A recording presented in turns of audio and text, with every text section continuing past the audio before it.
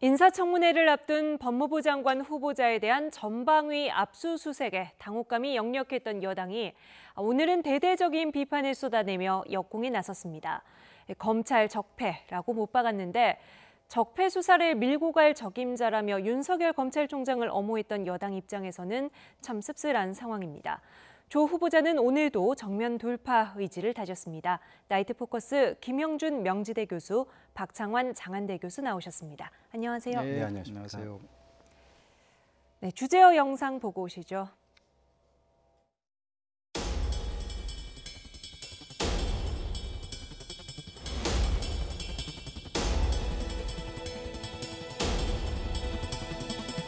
사전에 그 누구도 몰랐는데 언론에 취재는 시키면서 관계기관에는 전혀 그 협의를 안 하는 전례 없는 행위가 벌어졌습니다. 나라를 좀 어지럽게 하는 행위라고 아니할 수가 없습니다.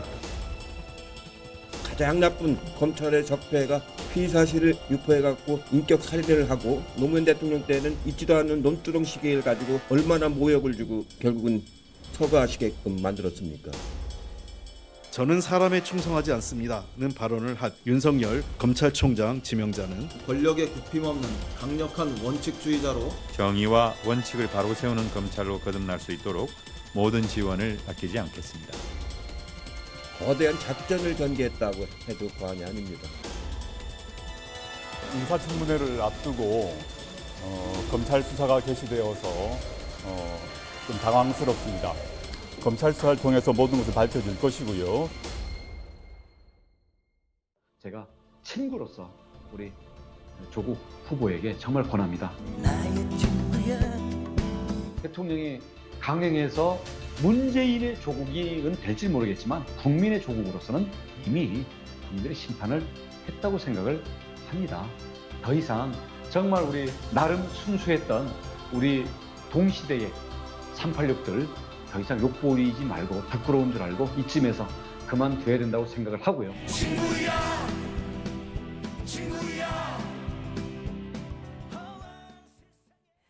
네, 오늘 이해찬 대표가 작심하고 검찰 비판에 나섰습니다.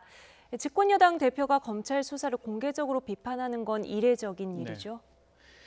최근에 참 이례적인 게 하도 많이 나오니까 어느 것이 정상이고 어느 것이 좀 정도를 벗어나느냐라는 거를 갖고 우리가 좀 평가 좀 해볼 텐데 액면 그대로 본다면은 이번 이해찬 대표는 말은 굉장히 부적절합니다. 두 가지 면인데요. 예. 첫 번째는 문재인 대통령이 7월 25일 날 윤석열 검찰총장한테 임명장을 주면서 한 말이 있지 않습니까? 권력의 눈치를 보지 말고 살아있는 권력에 대해서 엄정하게 해줬으면 좋겠다. 한 달 전에 얘기한 건데 지금 대표가 그 말에 대해서 정반대적인 얘기를 하고 있지 않습니까? 그런 면에서 첫 번째 부적절하다. 두 번째는 이거는 보이지 않게 결국은 정치권이 검찰에다가 외압을 가하는 것처럼 보일 가능성이 굉장히 큽니다. 그렇다면 2016년 10월 달에 당시에 검찰이 안종범 경제수석을 포함해서 정호성 등 법무부하고 청와대에게 보고하지 않고 압수수색했거든요. 거기서 실은 걸 가지고 뭐 박근혜 그리고 대통령을 포함해서 최순실에 대한 기소를 했단 말이에요. 그러니까 이게 아주 굉장히 증거인멸에 대한 위험성이 있다고 한다면 이렇게 검찰이 꼭 청와대나 법무부한테 보고를 해서 이렇게 한다는 것이 관례냐라는 면에서 조금 좀 의문이 좀 있습니다. 요즘 들어서 과거의 발언들이 다시 소환되는 일들을 매일 보게 되는데 이런 상황이 반복되는 것 무엇을 의미하는지 오늘 좀 집중적으로 보도록 하겠습니다. 먼저 오늘 김포에서 열린 전국 원외 지역위원장 학예 워크숍에서 이해찬 대표가 한 발언 다시 한번 들어보겠습니다. 언론에 취재는 시키면서 관계기관에는 전혀 그 협의를 안 하는 그런 전혀 전례 없는 행위가 벌어졌습니다. 이 점이 오히려 훨씬 더 그 나라를 좀 어지럽게 하는 행위라고 아니할 수가 없습니다. 어제부터 나오는 건 이제 피의사실 유포, 피의사실 유출이라고 이제 볼 수가 있습니다. 가장 나쁜 검찰의 적폐가 다시 나타나기 시작하는 거라고 볼 수 있는데. 검찰을 직접 겨냥했습니다. 가장 나쁜 검찰 적폐. 뭘 가리키는 건가요? 네. 사실 어제만 하더라도 민주당 지도부가 이렇게까지 격양되지는 않았습니다. 네. 어제 압수수색을 할 때는 뭐 민주당 내부 안에서도 성역 없는 수사 이거는 뭐 이해할 수 있는 거 아니냐 이런 나쁘지 분위기였다. 않다 이런 예. 말까지 나왔거든요. 근데 오늘 아침 신문을 보는 순간 민주당 지도부의 입장이 격양으로 완전히 바뀌었습니다. 왜 그러냐? 압수수색을 할 때 관계기관 협의 안 할 수 있습니다.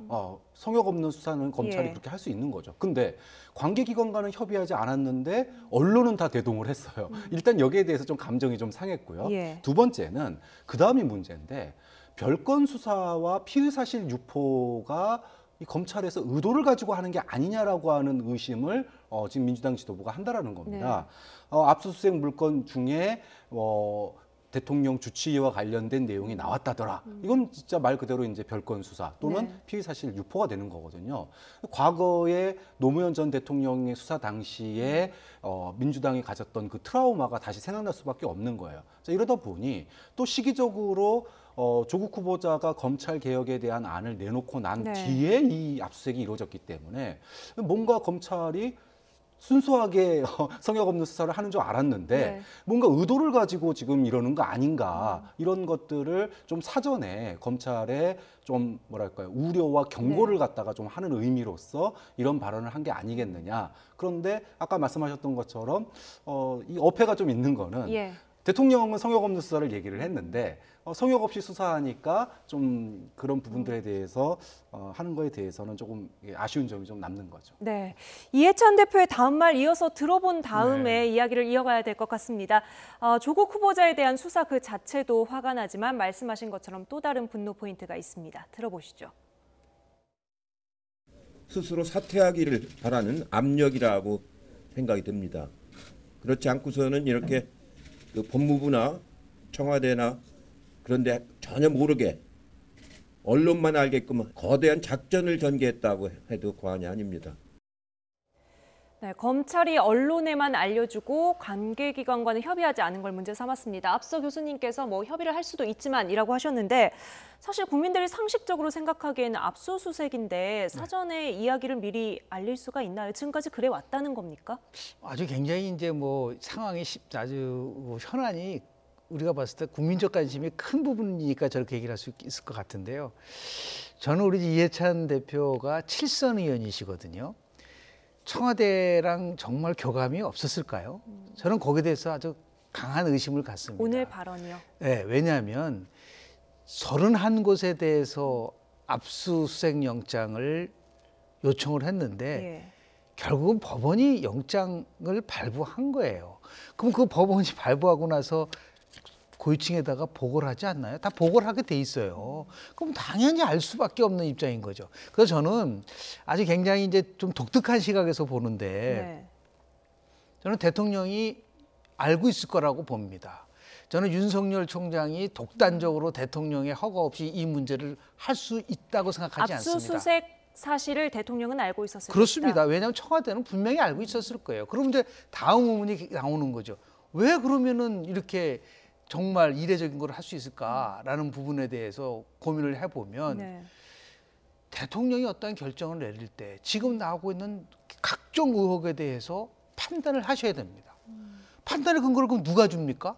언론이 줍니까? 조국 후보자가 줍니까? 아니면 여당이 줍니까? 야당이 줍니까? 검찰이 할 수밖에 없어요. 이런 비슷한 경우가 실은 있었습니다. 김기식 금융감독원장을 임명을 했지 않습니까? 그리고 나서 워낙 이제 막 의혹이 불거지니까 대통령이 뭐라 그랬어요? 단 하나의 불법이라도 나오면 거기에 사퇴시키겠다 하면서 김기식 원장이 의원 시절에 했었던 셀프 후원이 정당하냐 아냐를 중앙선거관리위원회에다가 물어봤잖아요. 이례적으로. 근데 중앙선거관리위원회에서 어떤 결론을 냈습니까?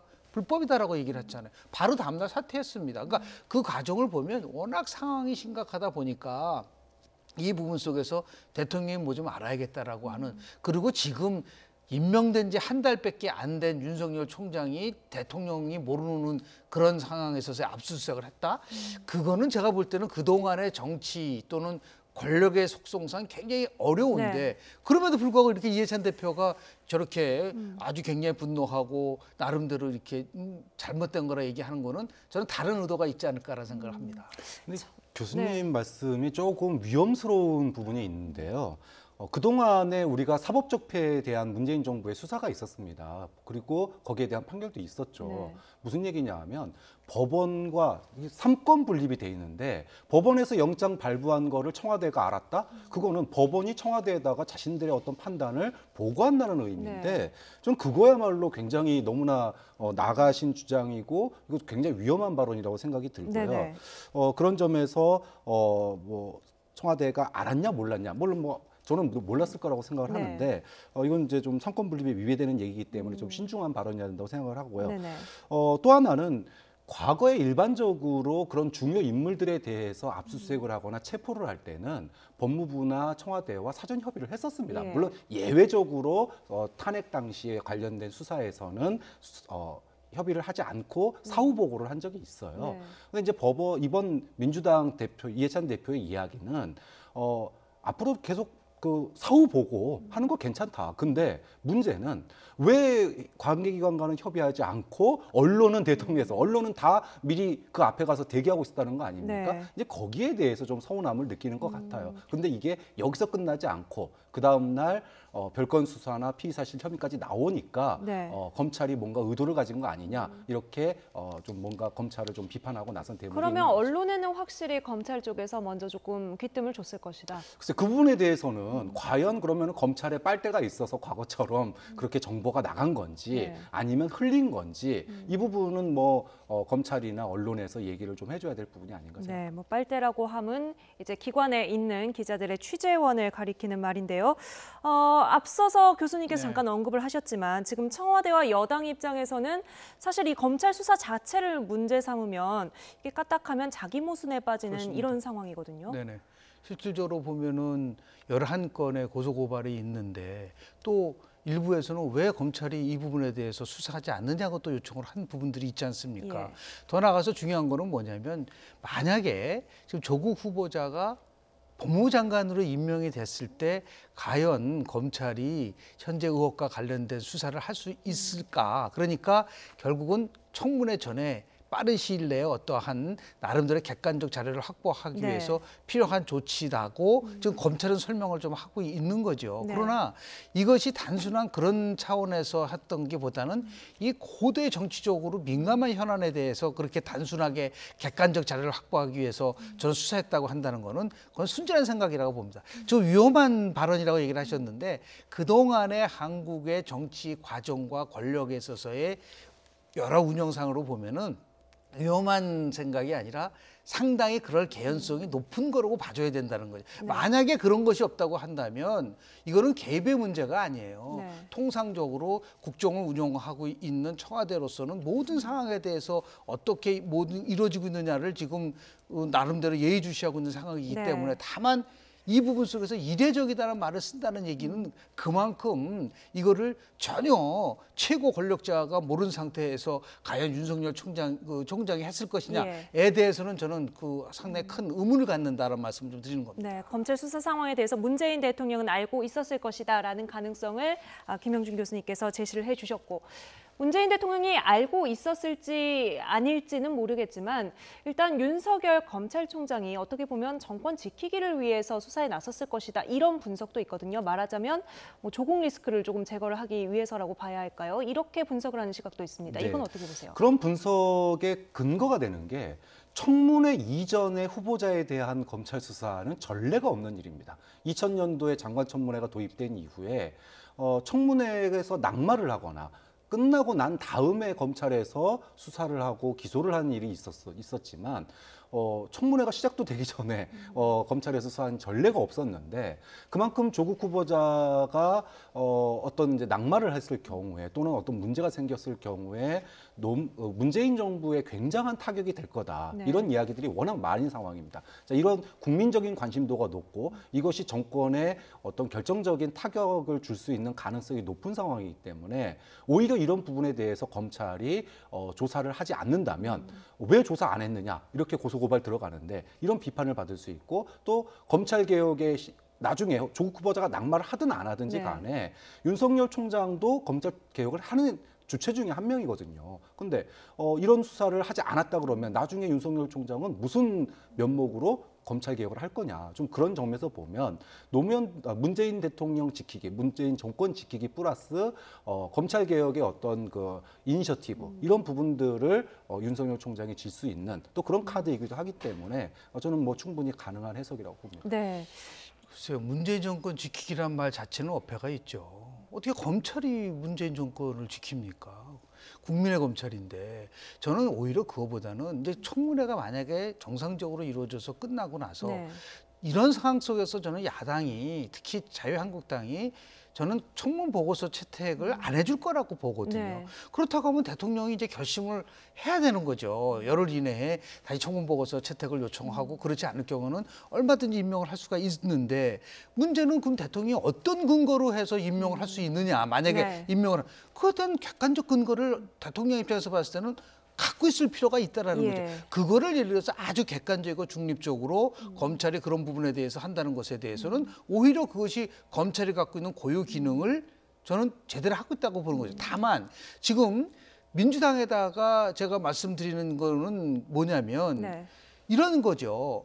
한마디로 얘기해가지고서 이것이 검찰이 조국 흔들기가 아니냐. 혹시 검찰 내부에서 검경 수사권 조정을 포함해서 공수처 설치 같은 경우를 반대하는 검찰이 네. 이 기회에 조국을 낙마시켜서 검찰 개혁을 막으려고 하는 것이 그런 지금 생각을 갖고 있는 것 같아요. 그런 식으로 따지면 처음부터 윤석열이 총장을 임명할 때 그런 부분 속에서에 대한 리스크를 갖고 시작을 한 거 아닙니까? 지금 우리 모두의 세 분이 얘기를 했잖아요. 네. 윤석열 총장은 적임자고 굉장히 나름대로 이 부분을 풀 수 그럼 그때 말한 거하고 지금하고 도대체 어떻게 다른 거냐에 대한 부분들이 나올 수 있거든요. 근데 검찰이 정권을 지키기라는 상황이 말이 안 되는 것처럼 네. 이 검찰 수사에 대해서 대통령과 사정 교감이라든지 대통령이 알고 있었던 상황도 사실은 좀 상상하기 어려운 지시를 할 상황. 수 있죠. 네. 예를 들어서 지시는 아니지만 이런 거를 하려고 했을 때 그거를 묵인해 줄 수도 있는 거죠. 용인해 주는 거죠. 왜냐하면 여하튼 간에 검찰이 빨리 이 부분에 대해서 깨끗하게 의혹을 밝혀줘야지만이 네. 앞으로 대통령이 선택할 수 있는 여러 가지 결정에 있어서의 결정적인 정보로 사용할 수 있는 부분들이 있는 것이죠. 그렇지 않고 이게 지금 제가 누차 강조하지만 미국 같은 데는 청문회 전에 벌써 FBI라든지 수사국 이런 걸 하는데 우리는 지명을 해놓고 청문회 들어가기 전에 나오니까 이렇게 스텝이 꼬이는 부분들이 나올 수 있다는 말씀 좀 드립니다. 민주당의 이야기 좀 더 들어보고 이야기 이어가도록 하겠습니다. 민주당에서는 압수수색을 넘어서 특히 검찰의 수사 상황이 언론에 계속해서 흘려지는데 강한 불쾌감을 드러내고 있습니다. 설훈 최고위원의 말입니다. 어제 조국 교수의 압수수색을 한 과정에서 부산대 노한중 교수의 개인 PC가 압수가 됐는데 그 내용에 보면 문서 파일 제목까지 내용까지 특정 언론에 그대로 다 실려 있습니다. 공공연히 이건 비사실 공표죄에 해당한다고 볼 수밖에 없습니다. 네, 검찰이 피의사실 공표죄를 했다고 지금 민주당이 보고 있는 부분은 구체적으로 어떤 겁니까? 네, 저 부산대 노한중 교수의 이제 PC가 압수가 됐는데 그 압수된 것에 어떤 파일이 있었는지가 언론에 보도가 된 겁니다. 그것도 네. 특정 언론에 보도가 된 거예요. 자, 이것이 민주당 입장에서 보면 과거 노무현 전 대통령 수사 당시에 소위 검찰에서 흘러나온 이야기들이 언론에서 보고되고 언론에서 보도되고 나면 나중에 검찰에서 그걸 또 확인하고 이런 일들이 있었는데 이게 그 전형적인 망신주기나 이제 피의사실 공표다 그래가지고 당시에 굉장히 논란이 됐던 부분입니다. 네. 특히나 이제 이것이 별건 수사일 경우에는 더 심한 거죠. 근데 지금 이야기들 나오는 것 지금 노한중 교수 PC 얘기 부분에 나오는 부분 보면 이게 별건 수사 항목이기도 하고 또 어떻게 그 파일 이름까지 다 나올 수 있느냐. 네. 이거는 검찰에서 정보를 흘리지 않았으면 알 수가 없는 거 아니냐. 이런 과거의 트라우마가 떠오르면서 이거 좀 검찰이 뭔가 의도를 가진 거 아니냐. 이런 의심을 하게 되는 계기가 됐던 거죠. 네, 구체적으로 노무현 전 대통령의 논두렁식의 보도까지 거론을 하면서 사실 이 부분은 이제 지지층에게는 좀 감정적으로도 호소가 되는 부분인데요. 검찰에서는 뭐라고 설명합니까? 글쎄요, 저는 좀 굉장히 혼돈스러워요. 그러니까 피의사실 공표해서는 안 되고, 그리고 되도록이면은 구속 수사가 아니라 불구속 수사의 원칙이라는 게 있지 않습니까? 이 네. 두 가지 원칙이 지금까지 전혀 지켜지고 있지를 않는 거는 맞아요. 네. 그런 식으로 따지면은 지금 박근혜 전 대통령 국정농단 사건 시절에 당시 검찰이 정호성 전 비서관의 핸드폰과 관련된 모든 낱낱한 것이 다 나왔어요. 그럼 피의사실 공표 아닌가요? 근데 그때는 침묵하고 있고 네. 자신들에게 유리할 때는 검찰 잘한다 그러고 불리한 것이 나오면은 피의사실 공포죄니까 잘못됐다고 얘기한다는 것은 네. 오히려 이게 조금 좀 모순적인 부분들이 있는데요. 더 예. 중요한 거는 지금 이런 얘기가 나와야 되죠. 오히려 검찰이 한 점 의혹 없이 깨끗하게 빨리 이 문제를 해명을 해서 조국 후보자에서 갖고 있는 각종 의혹을 해소했으면 좋겠다. 저는 그 이상 그 이하도 돼서는 안 된다고 저는 봐요. 자꾸만 이런 식으로 얘기를 하다 보니까 오히려 그 국민들의 입장에서 봤을 때는 너무 좀 민주당이 검찰을 압박하는 게 네. 아니냐라는 거와 더불어서 이게 혹시 뭐가 있긴 있는가 보다. 라고 하는 막연한 추측을 할 수 있는 부분들이 있기 때문에요. 이제는 조용히 차분히 네. 검찰 수사를 지켜보는 그러한 또 성숙한 자세가 좀 필요하지 않을까 생각을 좀 네. 합니다. 일단 관련 언론 보도는 검찰과 무관하고 해당 언론사가 독자적으로 취재한 것이라는 게 검찰의 공식적인 입장입니다. 문제가 된 문건, 노환중 부산의료원장의 사무실에서 검찰이 확보한 이 문건에 대해서 조국 후보자에게 직접 물어봤습니다. 어떤 답변인지 들어보시죠. 네, 딸에게 장학금을 준 지도교수가 대통령 주치의 선정 때 깊은 역할을 했다는 문건이 어제 나왔습니다. 이에 대해서는 어떻게 생각하십니까? 제가 전혀 알지도 못한 일입니다. 네, 이 깊은 역할을 담당했다. 이 깊은 역할 무엇인지에 대해서 여러 가지 추측이 나오는데요. 이제 아까도 말씀했지만 예를 들어 압수된 물품이 있고 내역이 있다면 검찰에서 발표를 하고 그걸 언론이 보도한다면 문제가 아닙니다. 네. 과거에 박근혜 전 대통령에 대한 수사 때도 검찰이 발표를 했어요. 그리고 언론이 그거를 보도한 경우가 많았습니다. 근데 이제 검찰이 발표하지 않았는데 언론에 발표가 된다. 그럼 이게 진짜인지 아닌지 이거 확인할 길이 없는 거예요. 네. 그러면 깊은 인력을 담당했다. 이게 정말 이 내용이 있는지 아닌지도 파악을 할 수가 없을 뿐더러 네. 자, 만약에 있다고 치면은 본인이 깊은 역할을 담당했다라고 하는 게 어떤 부분인지가 규명이 돼야 돼요. 네. 자, 당시에 문재인 대통령의 주치의 선발에서 언론에 공식으로 브리핑한 게 있습니다. 그동안에는 서울 지역에 있는 소위 말하면 서울대 교수만 주치의를 했는데 이게 이제 지역 균형 차원에서 부산 지역에 있는 네. 영남 지역에 있는 주치의도 선발하겠다. 그러면 영남 지역에서는 어떤 사람을 주치의로 할 거냐. 그 지역의 의료단체의 장이라든지 이런 사람들에게 아마 자문을 했을 것과는 같습니다. 네. 의견을 청취한다던가 자문을 했겠죠. 노환중 교수가 부산 의료원장입니다. 그러니까 일정한 자문 역할을 했을 수는 있지만 지금 이 얘기가 나온 것들은 조국 수석 딸에게 장학금을 줬던 사람이니까 조국 수석이 에게 영향을 미쳐가지고 주치의를 선발한 거 아니냐 네. 이런 이제 의혹인 거거든요. 이제 그 부분은 노환중 부산 의료원장 증인으로 불러서 청문회에서 거기에 대해서 좀 질문하면 된다고 생각하고요. 근데 이런 부분들이 확인도 할 수 없는 것들이 언론에 나오는 거 이것이야말로 어떠한 구체적인 내용도 없고 그냥 의혹만 던지고 말 그대로 증명도 할 수 없는 내용이에요. 좀 그런 것들이 보도되고 있는 게 지금 민주당이 바라보고 있는 가장 큰 문제점이라는 네. 거죠. 앞서 지난 국정농단 사건 때도 똑같은 보도가 있었다고 말씀을 하셨는데 일단 지금 조국 후보자를 엄호해야 되는 민주당 입장에서는 자꾸 과거의 아픈 그렇죠. 기억이 떠오를 수밖에 없는 상황인 것 같습니다. 오늘 조국 후보자 검찰의 대규모 압수수색에 관련해서는 당황스럽다는 입장을 다시 한번 밝혔는데요. 그러면서도 사퇴로는 다시 한번 일축했습니다. 오늘 출근길 입장 들어보겠습니다. 인사청문회를 앞두고 검찰 수사가 개시되어서 좀 당황스럽습니다. 그렇지만 저희 가족들은 검찰 수사에 성실히 응할 것입니다. 향후에 형사 절차를 통해서 밝혀질 것이 밝혀지리라고 기대하고 있습니다. 수사 중인 사안이라 답변하기 어렵다는 말로 의혹 해소가 어려울 거란 우려가 있습니다. 여기에 대해서 어떻게 생각하십니까? 제가 할 말은 제가 다 드릴 것이고요. 또 거기에 나와서 출석해서 말씀하신 분들은 그분들의 선택에 달려 있다고 생각합니다. 제가 그건 왈가왈부할 사안은 아닌 것 같습니다. 야당에서는 청문회 증인으로 가족을 부르는 것이 불가피하다고 말하고 있는데요. 이거에 대해서 어떻게 생각하시나요? 국회가 결정할 사안으로 알고 있습니다. 네, 일단 검찰 수사에 들어선 부분 상당히 당혹스러울 것으로 저희도 짐작이 되는데 일단은 청문회까지는 이대로 담담하게 임하겠다 이런 입장을 계속해서 강조하네요. 정해져 있지 않습니까? 9월 2일하고 3일. 물론 그 안에 진짜 무슨 일이 일어날지 저는 모르겠어요. 오늘도 지금 자유한국당 의총에서도 의견이 분분했다 그러거든요. 이걸 계속 해야 되느냐는 부분이 있는데 지금 뭐 조국 후보자 입장에서부터는 굉장히 모범적 답안으로 얘기를 했는데 다만 이 표현이 굉장히 와닿아요. 당황스럽다라는 표현을 썼어요.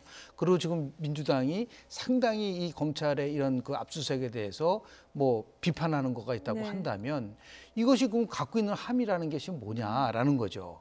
이거는 보이지 않게 그러면 무언의 어떤 면에서 봤을 때는 조국 후보자가 개인적 결심을 하라고 하는 그러한 시그널이냐라고 이제 해석이 되다 보니까 이제 이해찬 대표도 그런 얘기를 했잖아요. 결국은 나 스스로 낙마하라고 하는 것이다라는 그러한 해석까지 나왔는데요. 다만 이제 그 민주당한테 제가 좀 고언하는 얘기는 뭐냐면 그래서 만약에 검찰에서 수사 결과가 나왔을 때 만약에 민주당한테 좀 유리한 결과가 나오면 그건 적폐검찰이라고 그동안 비판을 했는데 적폐검찰이 한 거에 대해서 어떻게 믿을 수 있느냐라는 문제가 나올 수가 있어서 더 이상 이제 검찰에 대해서 이렇게 자꾸만 외압을 두고 압박하는 식의 그런 발언은 저는 결코 바람직하지 않다고 저는 봅니다. 네.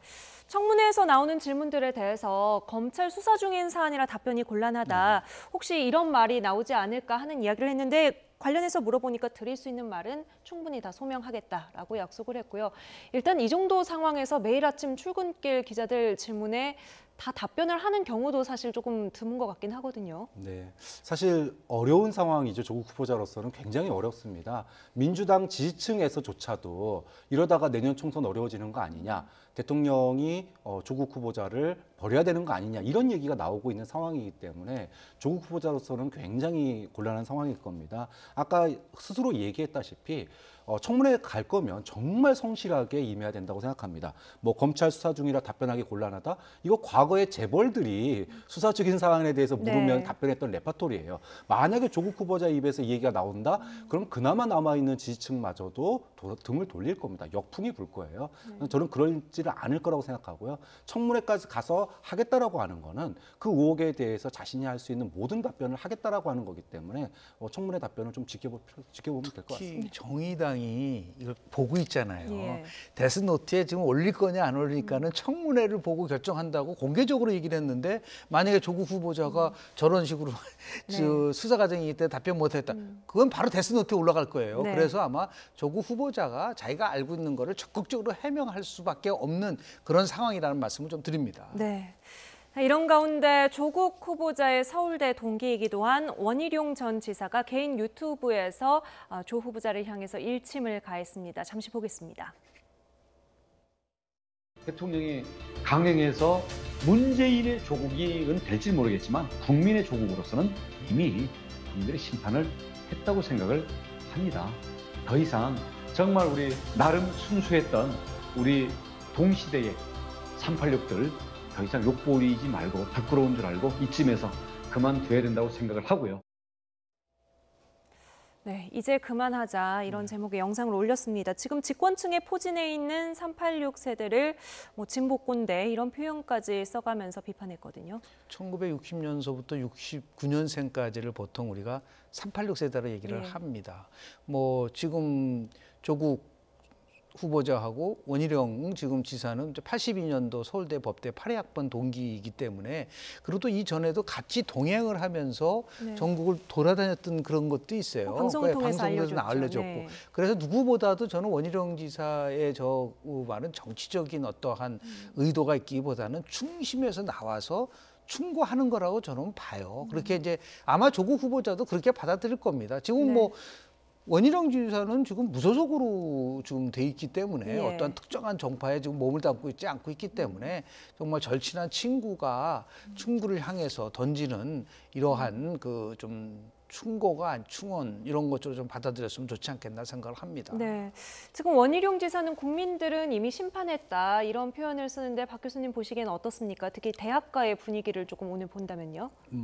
저는 대학생들이 선택적 정의를 한다라는 비판에 대해서 공감을 합니다. 다만 대학생들은 충분히 선택적 공감을 선택적 정의를 할 수가 있다고 생각해요. 왜냐하면 아직 성장하고 있는 단계입니다. 그래서 대학생들이 느끼는 어떤 불공정 여기에 대해서 자신이 느끼는 거에 대해서 표현 못한다면 그건 학생이 아니죠. 네. 저는 그런 점에서 기성세대가 불완전하더라도 청년들의 그런 분노에 대해서 공감을 표하는 게 먼저야 된다. 네. 근데 원희룡 지사의 이야기는요 좀 달라요. 학생들이 하는 것과 정치인이 하는 건 다른 겁니다.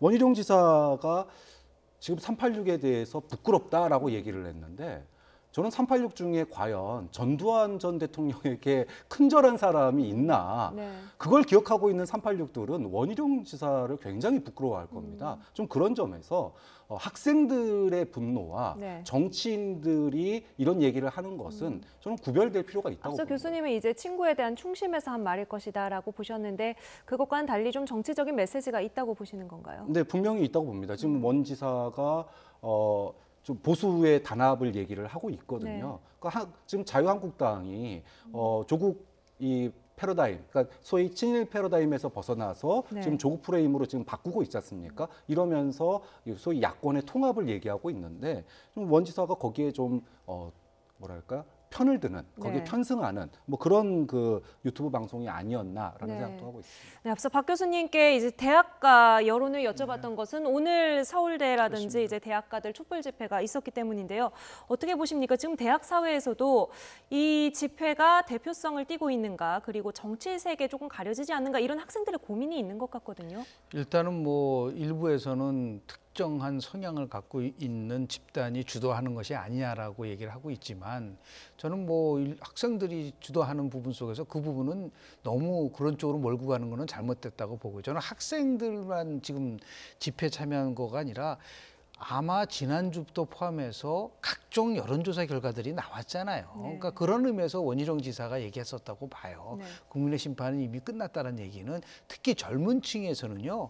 20대에서는 10명 중에서 7명이 지금 반대를 하고 있거든요. 그런 예. 것들에 대해서는 보편적인 부분들이 있다고 좀 보고요. 저는 왜 이제 그렇게 얘기를 하냐면 지금 뭐 원 지사가 전두환 전 대통령한테 그 세배했었던 원 지사 얘기를 하고 있지만 예. 거꾸로 얘기를 하면요. 지금 이 과정을 거치면서 제가 조국 지금 후보자가 쓴 책들, 성찰하는 진보, 나는 왜 법을 공부하는가, 조국 대한민국에 고한다. 이 책을 쭉 읽어봤어요. 네. 너무 다른 거예요. 지금 나와 있어도 본인이 얘기 그런 부분 속에서 저는 원 지사가 질타를 한 거로 봐야지. 원 지사가 무슨 뭐 보수 통합에서 어떠한 역할을 하겠다 그런 차원에서 보는 것보다는 두 사람이 정말 굉장히 절친한 친구라는 걸 네. 내가 원 지사를 통해서도 직접 들어본 적이 있어요. 그래서 이렇게 친구가 얘기하는 그 부분에 대해서 한번 좀 귀담아 들어볼 필요가 있지 않을까라는 생각을 좀 합니다. 네, 알겠습니다. 앞서 잠시 얘기가 나왔던 자유한국당의 청문회 보이콧 기류에 대해서 좀 알아보겠습니다. 결론적으로는 일단 결정을 유보한 것으로 알려졌는데요. 지도부의 목소리 들어보시죠. 지도부로서는 상당한 심각한 고민에 들어가 있고 지금 이 청문 절차가 계속 진행되는 것이 맞는지 여부에 대해서 국민들의 의견을 더 모아가도록 하겠다는 말씀을 드리겠습니다.